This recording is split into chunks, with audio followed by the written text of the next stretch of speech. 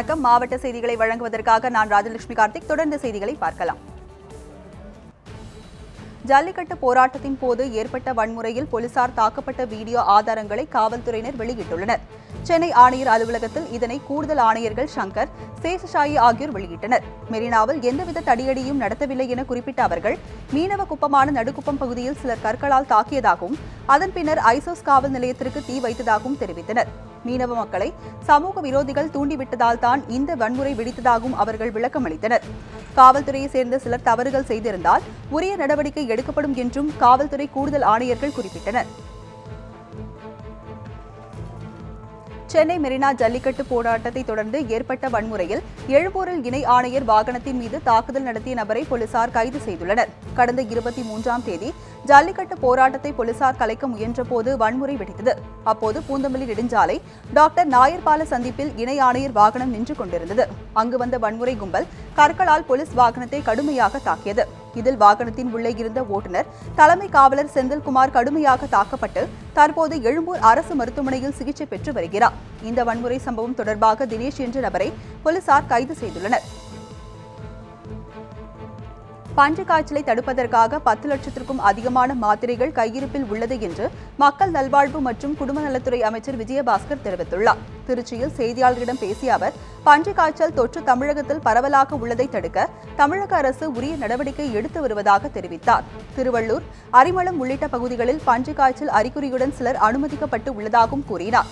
மேலும் தமிழக அரசு மருத்துவமனைகளில் பன்றி காய்ச்சல் தடுப்பு மாத்திரைகள் 10 லட்சத்திற்கும் அதிகமாக கையிருப்பு உள்ளதாகவும் அனைத்து அரசு மருத்துவமனைகளிலும் பன்றி காய்ச்சலை குணப்படுத்த தேவையான வசதிகளும் தயார் நிலையில் உள்ளதாகவும் அமைச்சர் விஜயபாஸ்கர் தெரிவித்தார். திருப்பூர் மாவட்டத்தில் மர்ம காய்ச்சலால் 9 வயது சிறுமி பலியான சம்பவம் அதிர்ச்சியை ஏற்படுத்தியுள்ளது. திருப்பூர் மாவட்டம் அவிநாசியை அடுத்து தசரா பாளையத்தை சேர்ந்த சேனாமூர்த்தியின் 9 வயது மகள் ரித்திகாவிற்கு கடந்த 2 நாட்களுக்கு முன் காய்ச்சல் பாதிப்பு காரணமாக கோவையில் உள்ள தனியார் மருத்துவமனையில் சேர்த்துள்ளனர். 2 நாட்களாக சிகிச்சை அளித்து வந்த நிலையில் நேற்று மாலை சிகிச்சை பலனளிக்காமல் ரித்திகா உயிரிழந்தார். மர்ம காய்ச்சல் காரணமாக 9 வயது சிறுமி பலியான சம்பவம் அப்பகுதியில் பெரும் சோகத்தை ஏற்படுத்தியுள்ளது.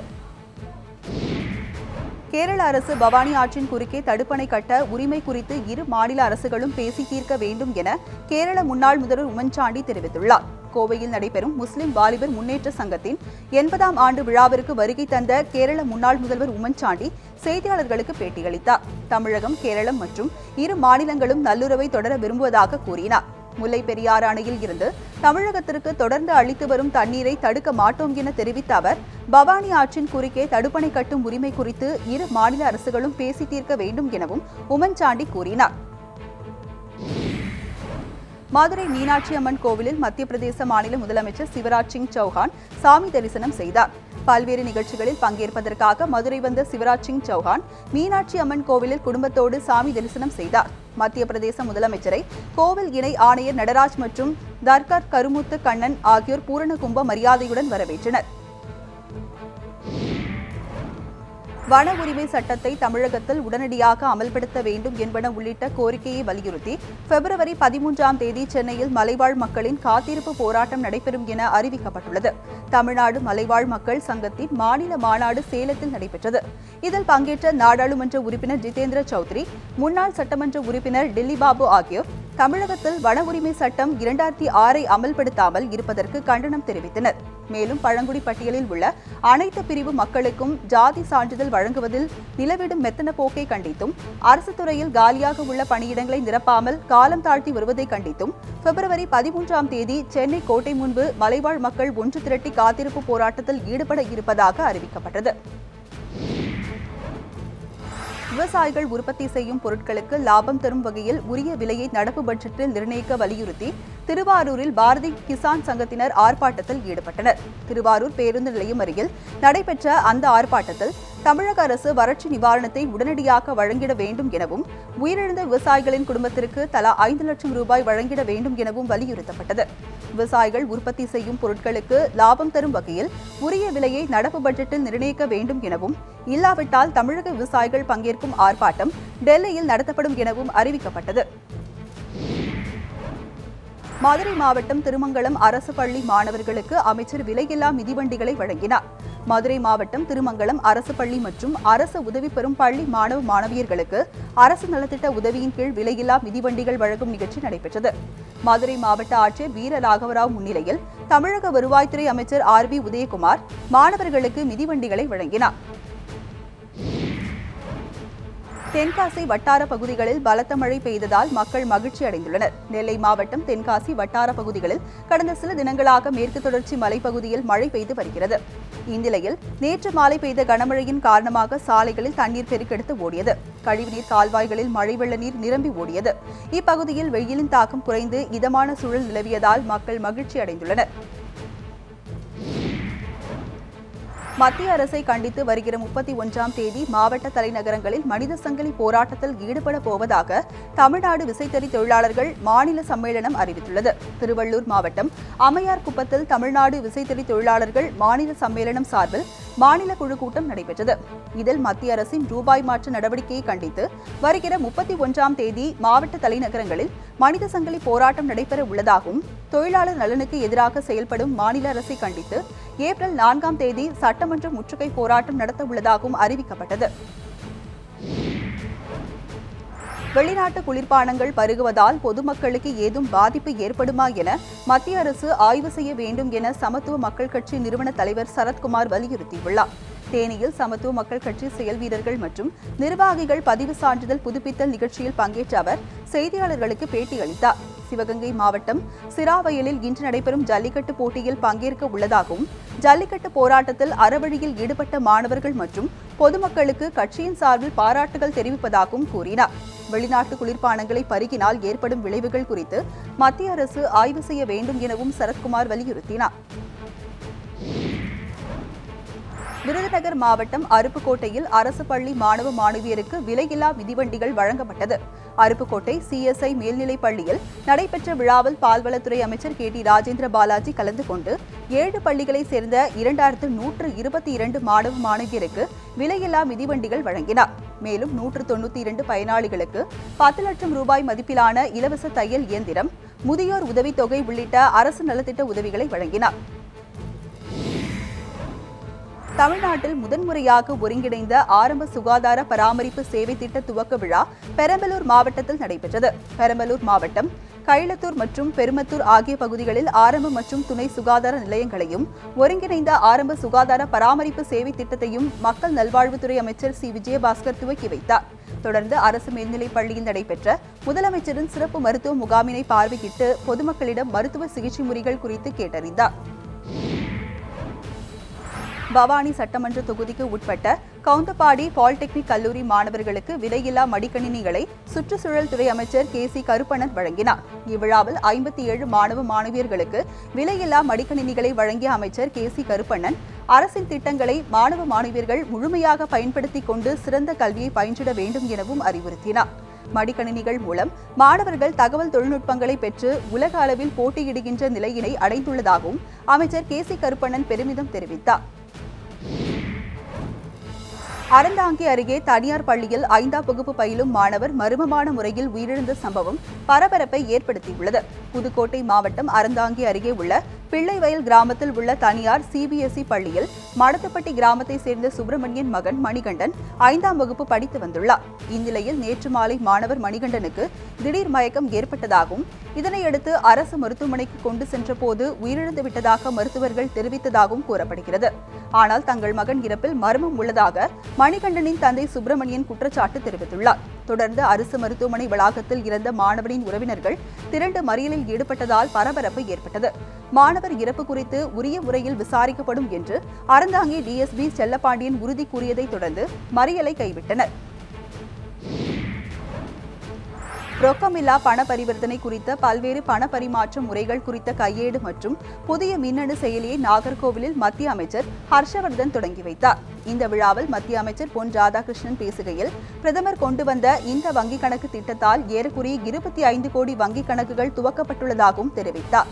மத்திய அமைச்சர் ஹர்ஷவர்தன் பேசும்போது கருப்பு பணத்தினை ஒழிக்க மத்திய அரசு எடுத்த பணமில்லா பரிவர்த்தனை திட்டத்தினை மக்களுக்கு கொண்டு செல்ல இளைஞர்கள் மற்றும் மாணவர்கள் முன்வர வேண்டும் என வலியுறுத்தினார்.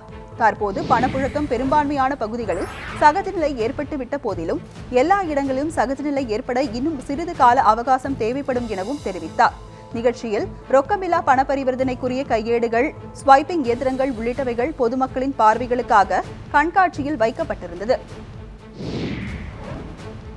ஊழல் மற்றும் கருப்பு பணத்தை ஒழிப்பதன் மூலமாக அனைத்து தரப்பு மக்களும் பயன்பெறுவார்கள் என மத்திய அமைச்சர் ஹர்ஷவர்தன் தெரிவித்தார். நாகர்கோவிலில் நடைபெற்ற ரொக்கமில்லா பண பரிவர்த்தனை குறித்த விழிப்புணர்வு நிகழ்ச்சியில் பங்கேற்ற மத்திய அமைச்சர் ஹர்ஷவர்தன் லக்கி கிரகா யோஜனா திட்டத்தை அறிமுகம் செய்து வைத்து விழிப்புணர்வு கண்காட்சியை பார்வையிட்டார்.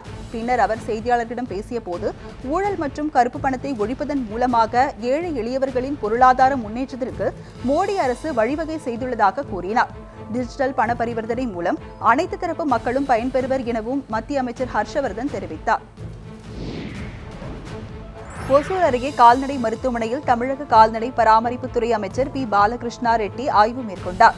கிருஷ்ணகிரி மாவட்டம் ஒசூர் அருகே நல்லூரில் அமைந்துள்ள கால்நடை மருத்துவமனையில் அமைச்சர் பி பாலகிருஷ்ணா ரெட்டி ஆய்வு மேற்கொண்டார். அங்கு வெள்ள கழிச்சல் நோய் தாக்கிய கோழிகளுக்கு வழங்கப்படும் தடுப்பூசிகள் மற்றும் சிகிச்சை முறைகள் குறித்தும், மாடுகளுக்கு அளிக்கப்படும் செயற்கை கருவூட்டல் சிகிச்சை முறைகள் குறித்தும் கால்நடை உதவி மருத்துவர் சீதாலட்சுமியிடம் கேட்டறிந்தார். நாமக்கல்லில் கால்நடை மருந்தகங்களை அமைச்சர் தங்கமணி திறந்து வைத்தார். நாமக்கல் மாவட்டம் கால்நடை பராமரிப்புத்துறை சார்பில் கருதேவன் பாளையம், முத்துக்காப்பட்டி பகுதிகளில் புதிய தரம் உயர்த்தப்பட்ட கால்நடை மருந்தகங்கள் திறப்பு விழா நடைபெற்றது. இதில் மின்சாரத்துறை அமைச்சர் பி தங்கமணி கலந்து கொண்டு கால்நடை மருந்தகங்களை திறந்து வைத்தார். கடந்த 5 ஆண்டுகளில் 60,000 விலையில்லா பசுமாடுகள் வழங்கப்பட்டு அதற்கான கால்நடை மருத்துவ வசதிகளை ஏற்படுத்தியுள்ளதாக தெரிவித்தார்.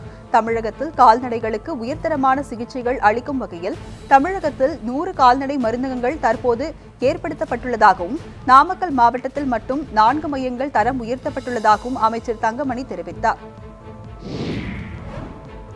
சென்னை அடுத்து எண்ணூர் காமராஜர் துறைமுகத்தில் சரக்கு கப்பல்கள் நேருக்கு நேர் மோதி விபத்துக்குள்ளானதில் ஆயில் கசிவு ஏற்பட்டு கடற்கரை முழுவதும் மாசடைந்து வருகிறது.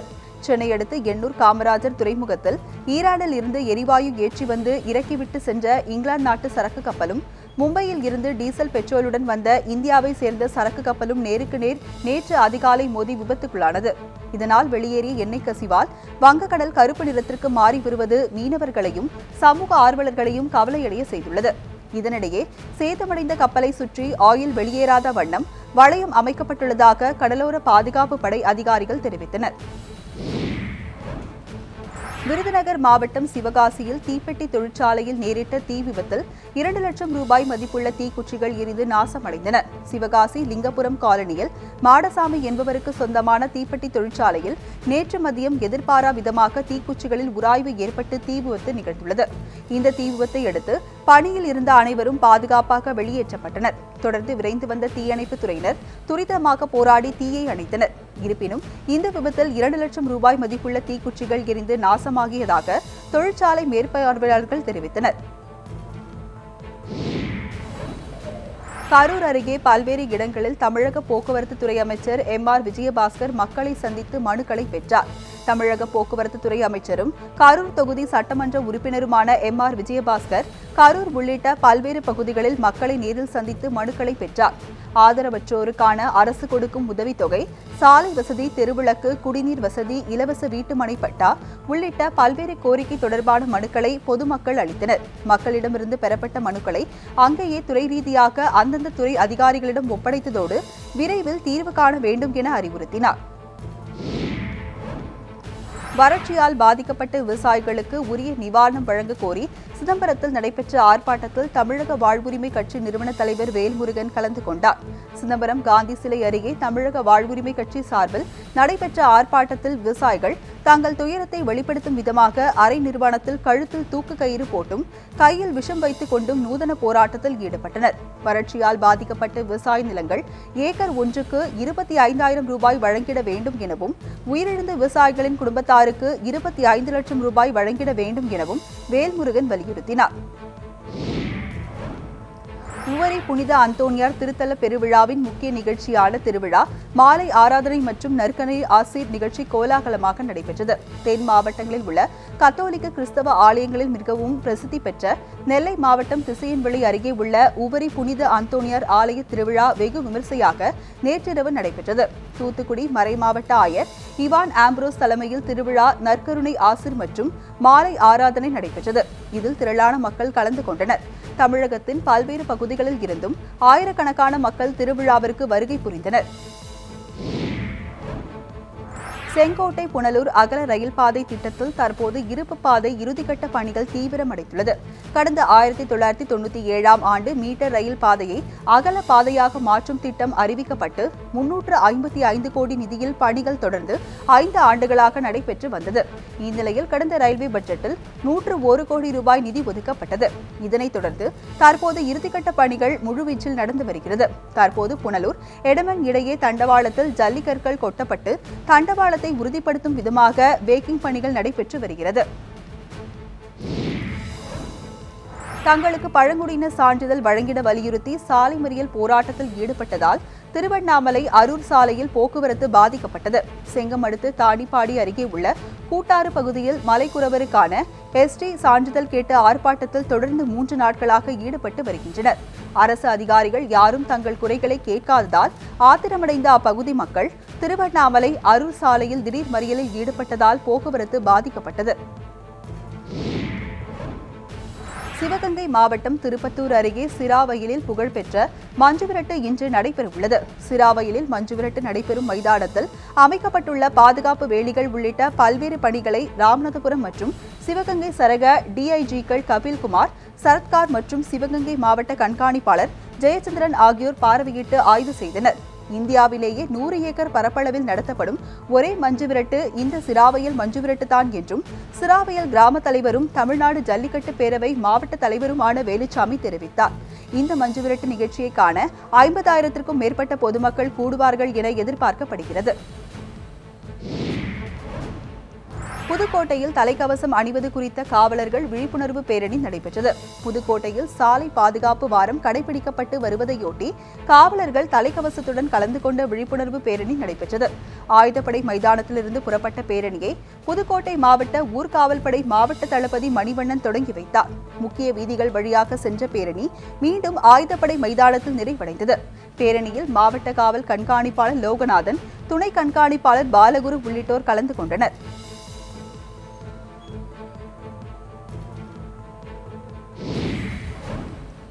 வணிகர்கள் தொழில்நுட்பங்கள் குறித்து தெரிந்து கொண்டு ஜிஎஸ்டி வரி விதிப்பின் கீழ் மாற தயாராக வேண்டும் என சுங்கம் மற்றும் தேசிய அகாடமி அலுவலர் ஸ்ரீவர்ஷன் வலியுறுத்தியுள்ளார். காஞ்சிபுரம் மாவட்டம் செங்கல்பட்டு அடுத்து மறைமலை நகரில் செங்கல்பட்டு சரக நிறுவனங்களுக்கான ஜிஎஸ்டி வரி விதிப்பு குறித்த கலந்தாய்வு மற்றும் கருத்தரங்க கூட்டம் நடைபெற்றது.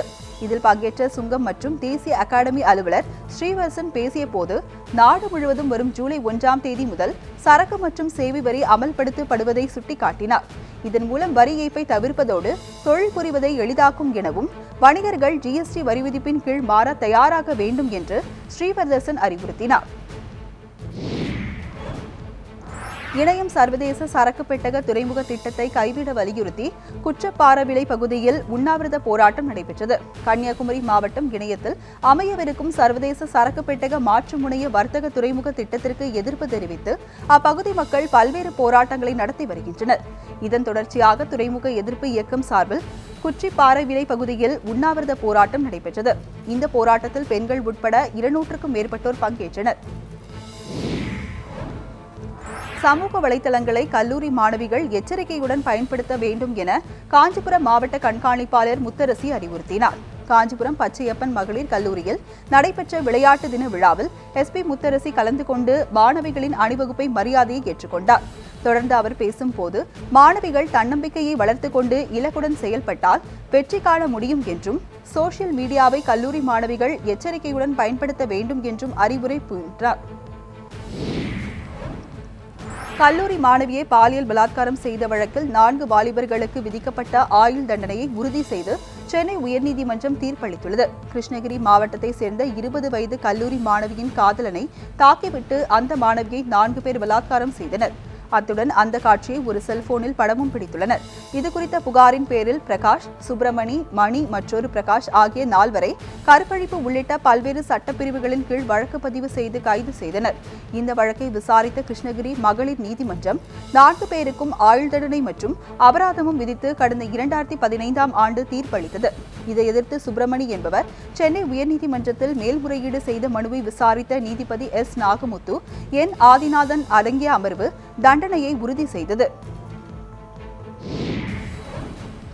சென்னை கொடுங்கையூரில் ஆட்டோ ஓட்டுநர் கொலை வழக்கு தொடர்பாக அவரது மனைவியை போலீசார் கைது செய்துள்ளனர்.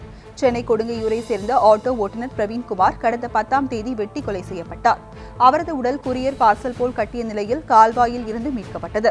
இது தொடர்பாக விசாரணை நடத்திய போலீசார் பிரவீனை கொலை செய்த 5 பேரை கைது செய்தனர். அவர்களிடம் நடத்தப்பட்ட விசாரணையில் பிரவீனின் மனைவி ஷபானாவை திருமணத்திற்கு முன்பு கணேசன் என்பவர் காதலித்ததாகவும், ஷபானாவை பிரவீன்குமார் திருமணம் செய்து கொண்டதால் ஏற்பட்ட ஆத்திரத்தில் பிரவீன்குமாரை கடத்தி கொலை செய்ததும் தெரிய வந்தது. இந்த கொலை வழக்கில் தொடர் திருப்பமாக பிரவீன்குமாரின் மனைவி ஷபானாவிற்கும் தொடர்பு உள்ளதாக கூறி போலீசார் கைது செய்துள்ளனர். கோபிச்செட்டிப்பாளையம் அருகே உள்ள மலையப்பபாளையம் ஆரம்ப சுகாதார வளாகத்திற்கு மேல் புதிதாக அமைக்கப்பட உள்ள உயரழுத்த மின்பாதையை மாற்றக்கோரி அப்பகுதி மக்கள் கடையடைப்பு போராட்டத்தில் ஈடுபட்டனர். ஈரோடு மாவட்டம் கோபிச்செட்டிப்பாளையம் அருகே உள்ள ஓழலக்கோயில் ஊராட்சிக்கு உட்பட்ட மலையப்பபாளையத்தில் உள்ள ஆரம்ப சுகாதார நிலையம் செயல்பட்டு வருகிறது. இவ்வளாகத்திற்கு சொந்தமாக பகுதி வழியாக புதிதாக உயரழுத்த மின்பாதை அமைக்கும் பணிகள் மேற்கொள்ளப்பட்டு வருகிறது. இதற்கு எதிர்ப்பு தெரிவித்து அப்பகுதி சுற்றுவட்டார 20 கிராமங்களில் கடையடைப்பு போராட்டம் மேற்கொள்ளப்பட்டது. இதனையடுத்து மாற்றுப்பாதையை தேர்வு செய்து அதற்கான நடவடிக்கைகளில் மின் வாரியத்தினர் ஈடுபட்டு வருவதாக கூறப்படுகிறது. ஜல்லிக்கட்டு போராட்டத்தில் நடைபெற்ற வன்முறையை குறித்து நீதி விசாரணை நடத்த வேண்டும் என மார்க்சிஸ்ட் கம்யூனிஸ்ட் கட்சி மாநில செயலாளர் ஜி. ராமகிருஷ்ணன் வலியுறுத்தியுள்ளார். ஜல்லிக்கட்டு போராட்டத்தில் நடத்தப்பட்ட வன்முறையை கண்டித்து சென்னையில் மக்கள் நல கூட்டணி சார்பில் நடத்தப்பட்ட ஆர்ப்பாட்டத்தில் அவர் பங்கேற்றார். ஜல்லிக்கட்டு போராட்டத்தின் போது கைது செய்யப்பட்ட அனைவரையும் விடுதலை செய்ய வேண்டும் என்றும், வன்முறையின் போது வீடு வாகனங்களை இழந்தோருக்கு இழப்பீடு வழங்க வேண்டும் எனும் ஜி. ராமகிருஷ்ணன் வலியுறுத்தினார். ராமநாதபுரம் மாவட்டம் கூரியூர் அருகே ரயில்வே சுரங்கப்பாதை அமைக்கும் பணியை நிறுத்த கோரி அப்பகுதி மக்கள் உண்ணாவிரத போராட்டம் மேற்கொண்டனர். ராமநாதபுரம் மாவட்டம் அருகே உள்ள கூரியூர் பகுதியில் 400க்கும் மேற்பட்ட குடும்பங்கள் வசித்து வருகின்றன. இந்நிலையில் ரயில்வே துறை சார்பில் மானாமதுரை, எட்டிவயல், கூரியூர் உள்ளிட்ட 9 பகுதிகளில் ரயில்வே துறை சார்பில் சுமார் 18 கோடி ரூபாய் மதிப்பில் சுரங்கப்பாதை அமைக்கும் பணி தீவிரமாக நடைபெற்று வருகிறது. கூரியூர் பகுதியில் சுரங்கப்பாதை அமைத்தால் பொதுமக்களின் விவசாய பணிகள் முடங்கும் என கூறி அப்பகுதி மக்கள் எதிர்ப்பு தெரிவித்ததால் பணிகள் தற்காலிகமாக நிறுத்தப்பட்டது. இதனையடுத்து அப்பகுதியில் பால பணிகள் மீண்டும் துவக்கியதற்கு எதிர்ப்பு தெரிவித்து அப்பகுதி மக்கள் சுமார் 500 பேர் குடும்பத்துடன் உண்ணாவிரத போராட்டத்தை மேற்கொண்டனர்.